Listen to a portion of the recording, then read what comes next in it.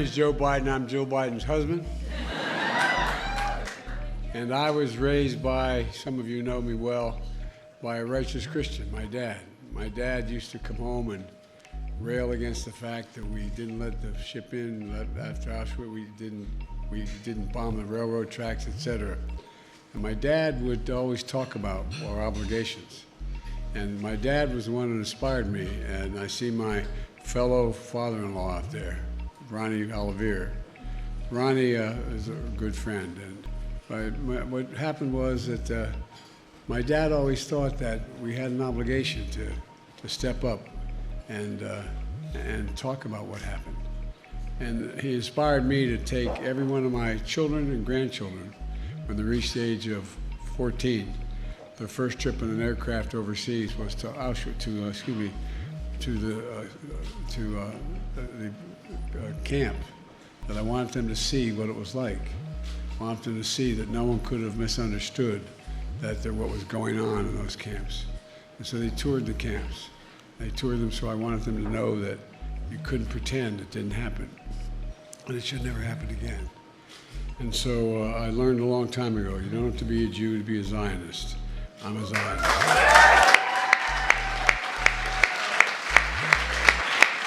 A little early, but happy Hanukkah to everyone. Jill and I and Kamal and Doug are honored to host you here at the White House.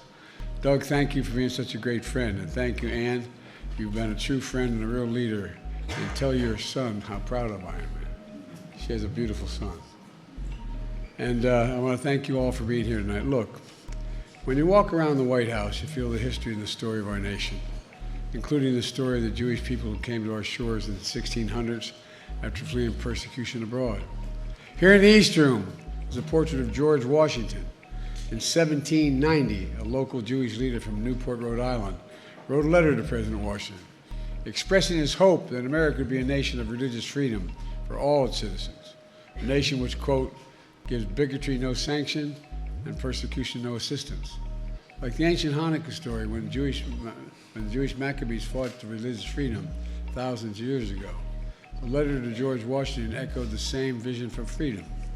And ever since, the values and contributions of the Jewish Americans have shaped the very foundation and character of our nation. That's why 2 years ago, Jill and I displayed the first ever permanent White House menorah, made of the original wood from the White House building. We displayed it again tonight to make clear that history and vibrancy of the Jewish life is woven into the fabric of America, every aspect of it. And it's permanent. It's permanent. But I know this year's Hanukkah falls on the hearts that are still very heavy. It's the second Hanukkah since the horrors of October 7th.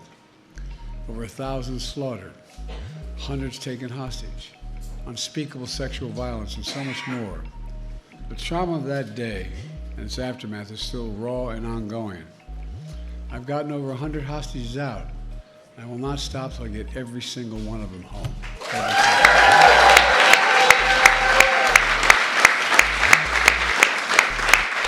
Last month, we secured a ceasefire between Israel and Lebanon so residents can safely return home.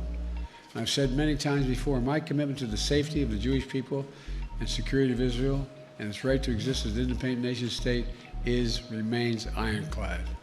I know, not just me, I know the Jewish community is also suffering from a despicable surge of anti-Semitism in America and all around the world. It's immoral, it's wrong, and it must stop now. And Doug, I want to thank you. Thank you for your leadership in this effort. I really mean it sincerely. And I know it's hard to find hope while carrying so much sorrow. But from my perspective, the Jewish people have always embodied the duality of pain and joy. You know, the late Rabbi Jonathan Sacks said, a people that can walk through a valley of shadow of death and still rejoice is a people that cannot be defeated by any force of fear. Any force of fear. That resilience and that capacity to find faith and joy despite centuries of persecution and pain is your light. Like the light of miracles throughout the Jewish history, from the menorah oil lasting 8 days to the miracle of Israel itself. Look, let me close with this. Throughout my life, rabbis, Jewish friends, colleagues have always been there for me and my family when we've gone through very tough times. And I mean it sincerely. Been there, on our doorstep, in our home, with us. They taught us so much about the optimistic spirit of the Jewish people.